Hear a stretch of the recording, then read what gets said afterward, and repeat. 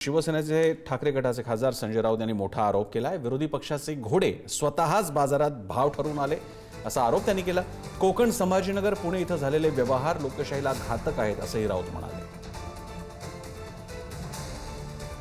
त्यापैकी 6 जागा बिनविरोध झाल्या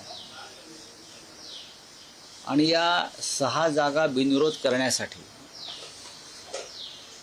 कालच मी सांगितलं की साधारण काल दिवसभरामध्ये 150 कोटी रुपये खर्च झाले।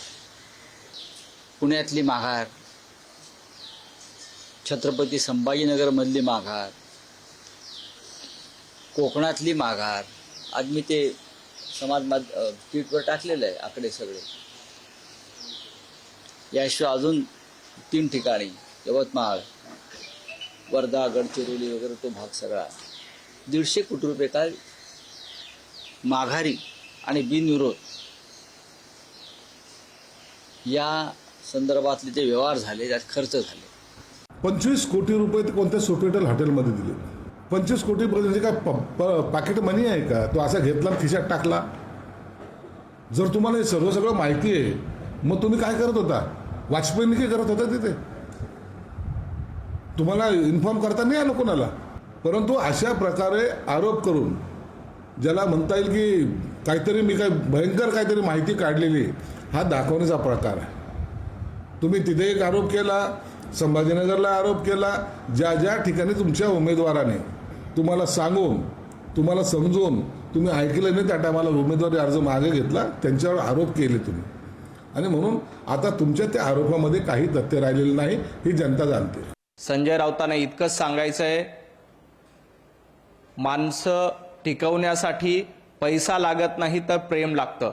आम्ही प्रेमाच्या जीवावर माणसं जिंकतो, त्याला पैशाची गरज लागत नाही। तुमच्यासारख्या लोकांना ना प्रेमाची किंमत आहे, ना माणसांची किंमत आहे, ना निष्ठेची किंमत आहे।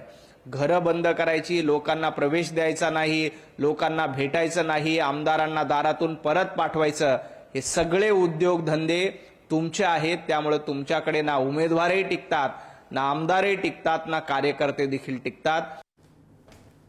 संदीप राजगोळकर आपले प्रतिनिधी आपल्या सोबत आहेत। संदीप, नेमकं काय घडलं? संजय राऊत म्हणतात घोडे बाजार रंगला, तर जे माघार ज्यांनी घेतली ते म्हणतात की आम्ही उलट घोडे बाजार रोखलेला आहे। नेमकं काय चाललेलं आहे? काय राजकीय चर्चा याबाबतीत? महाविकास आघाडीतला समन्वय कशा पद्धतीनं चुकीचा आहे किंवा समन्वयच नाही हे दाखवून देणारं खरं तर हे उदाहरण म्हणावं लागेल प्रामुख्यानं प्रसन्न सर, की अशा पद्धतीनं काँग्रेस, शिवसेनेतल्या उमेदवारांनी, शरद पवारांच्या राष्ट्रवादीतल्या पक्षातल्या उमेदवारांनी थेट माघार घेणं।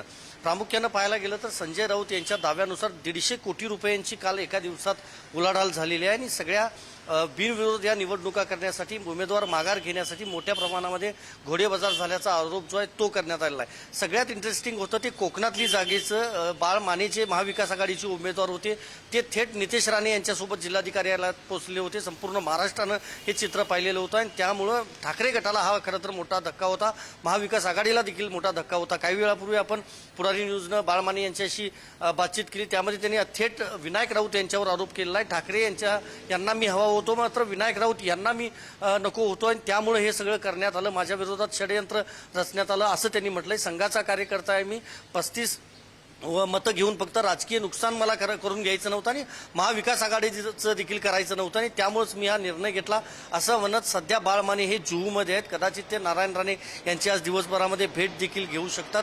मात्र महत्त्वाचं हेच आहे की सगळ्याच महाविकास आघाडीतल्या सगळ्याच राजकीय पक्षांना हा एक मोठा फटका बसलेला आहे असं म्हणता येईल। काँग्रेसनं अजून निलंबनाची कारवाई केलेली नाही, मात्र शिवसेनेनं थेट हकालपट्टी बाळ मानेंची केली आपल्याला माहिती आहे, इतर उमेदवारांची देखील हकालपट्टी केली आहे। त्यामुळं राजकीय नुकसान विधान परिषदेच्या या निवडणुकीच्या निमित्तानं झालेला आहे असं म्हणता येईल आणि 5 ते 6 जागा बिनविरोध झाल्यामुळं भाजपला, प्रामुख्यानं महायुतीला याचं मोठं यश मिळालेलं आहे। तर उर्वरित जागांचा निकाल 18 तारखेला जाहीर होईलच, मात्र बऱ्याच ठिकाणी उमेदवारच नसल्यामुळं महायुतीचं पारडं जड झालं किंवा त्यांच्या विजयाचा मार्ग जो आहे तो बऱ्याच ठिकाणी सुकर झालेला होता। आता महत्त्वाचं हेच आहे की महाविकास आघाडीची पुढची वाटचाल कशी असेल, ठाकरे, पवार आणि काँग्रेसचे प्रदेशाध्यक्ष हर्षवर्धन समकाळ यांची आता पुढची सगळी राजकीय वाटचाल महाविकास आघाडी म्हणून कशी असेल हे बघणं देखील महत्त्वाचं असेल।